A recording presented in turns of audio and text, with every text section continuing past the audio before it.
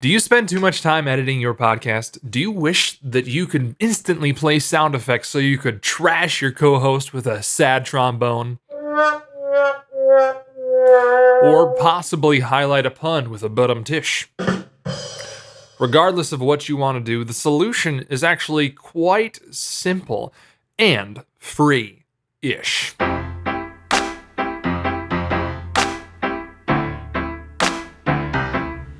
Hello, podcast people. You can call me Kelso. I'm a podcaster from Wisconsin who is getting involved in the conversation online for the first time.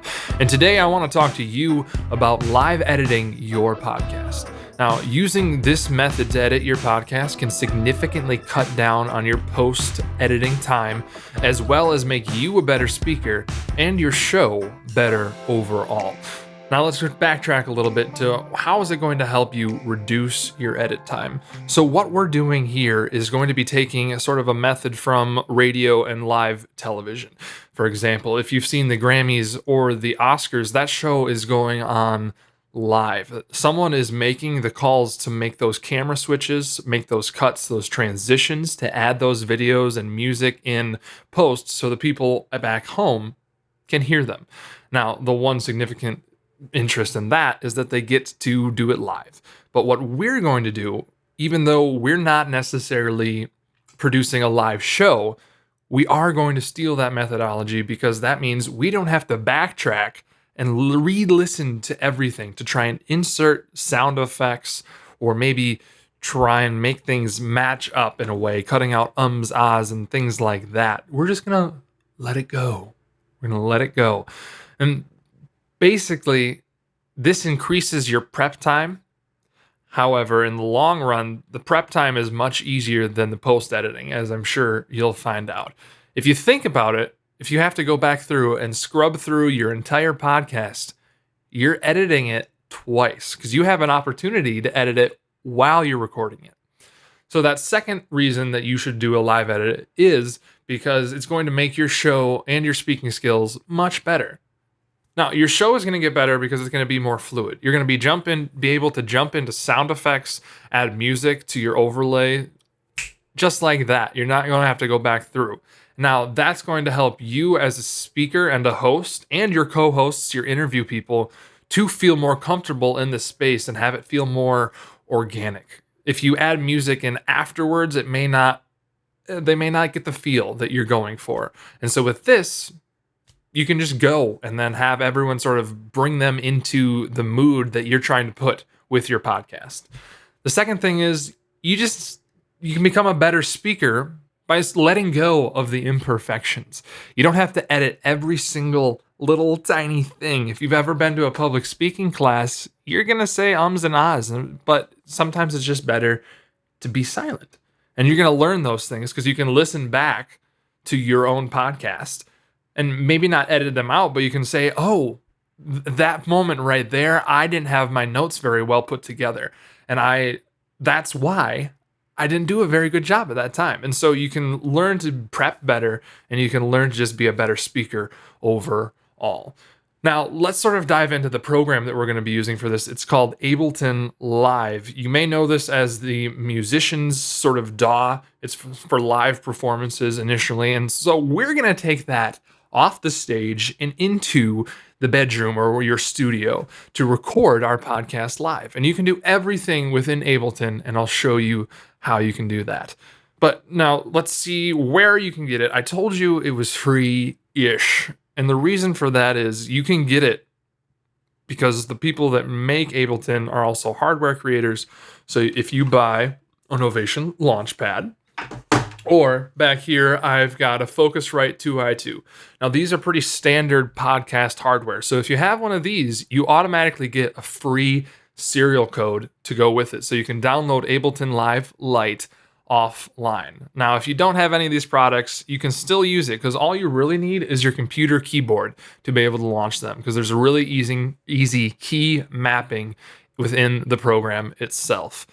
And now you can get that online for about $99 for free. Not for free. What am I saying? See, this is the moment where I'm going to look back and look at my imperfections. But anyways, You can get it on Sweetwater for $99 if you just want the program, but these pieces of hardware are pretty decent investment for a podcaster. So now that we've sort of gone through an overview of why it's a good thing to live edit your podcast, I think I'm going to now show you exactly how to bring the classic radio button bar into the podcasting realm. Let's dive in. All right, we've got Ableton open here. This is what a brand new session looks like.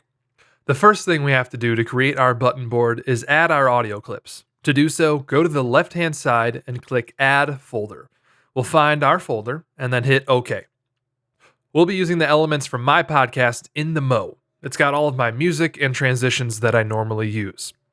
I should note here that while you can drag files directly into Ableton, this folder that we just put in here constantly refreshes. So all you have to do is add files to the folder and then they'll get them into the session.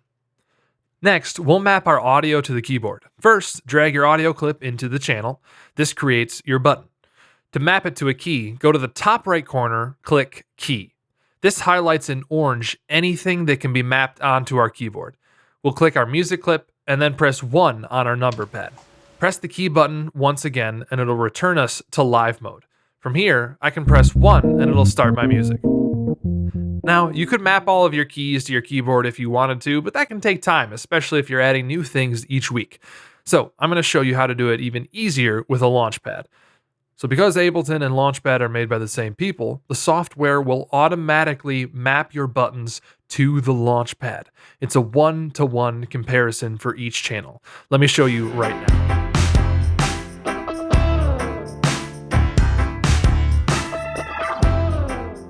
This makes it so much easier for me to just drop in new sound bites or take them out every episode without any extra mapping. Now, it should be noted here that you can only play one button per channel at a time. So if you want to play sound effects at the same time as music or something, you have to place them into separate channels. Next, we'll want to make sure that the audio clip instantly plays when you press the button. In the top left corner, there's a button that defaults to 1 bar. As Ableton is engineered for musicians, they do this so everything is kept in time during a live set. But for our purposes, we'll change it to none. If you want your clip to loop, say for a music bed for a rant, just double-click the clip, and a waveform and control area should appear at the bottom of the window. Click Warp and then click Loop to turn them both yellow. Be aware that warping will adjust the speed of the file, so make sure you adjust your BPM. To set up your microphone, click on the empty audio channel and go to the Audio From portion in the middle. In the drop-down menu, click Configure. I'll make sure my Focusrite 2i2 is connected, exit the window, and then double-check I have the right input for the channel. Then in the bottom, arm the channel to record it. Check 1, 2, check 1, 2, check. There it is.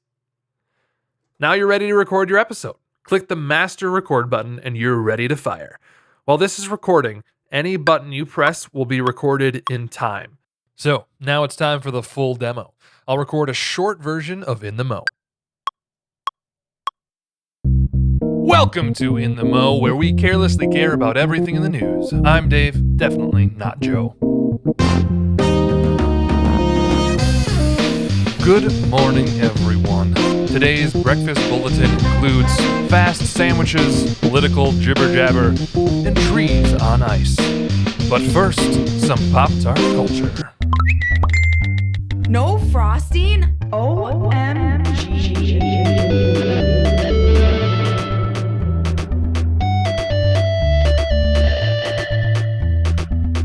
Oh my gosh, someone did something scandalous with cheese in Wisconsin. Now let's move on to the real stuff, the Loon and Badger news.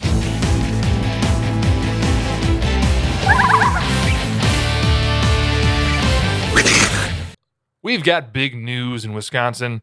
Big things have happened. The government did a thing, and the politicians are up in arms. Now let's move on to toast and technology.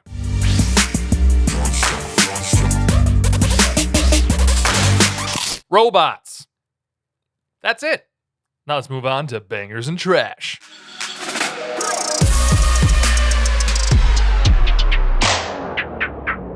All right, now this song this week, it's an absolute banger. Now let's move on to Cereal Prize of the Week as we reach down into the bottom of the cereal box.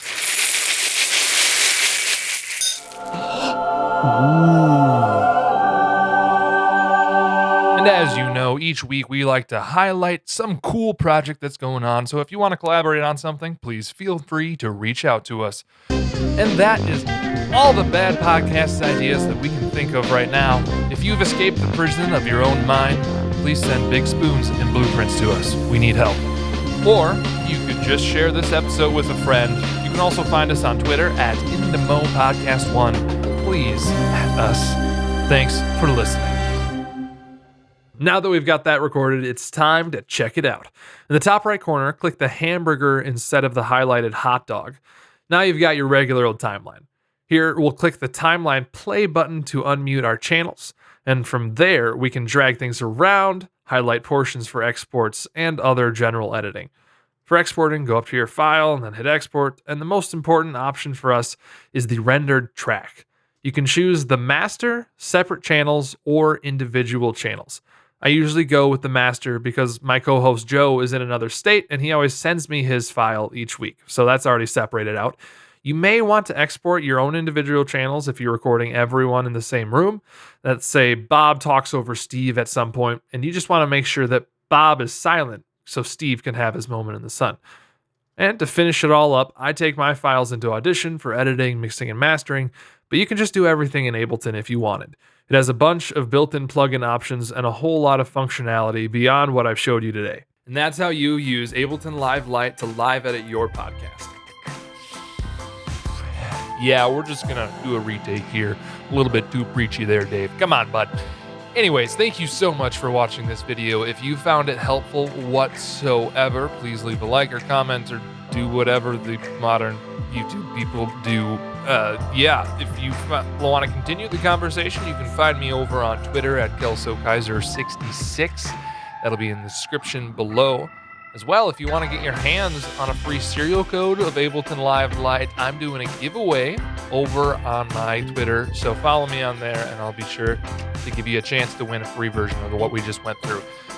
And to end it all, if you're in the Midwest and you carelessly care about the news at least a little bit, please feel free to follow my podcast, In the Mo. Find it on all those podcatchers out there. And finally, thank you again for watching this. Have a great day.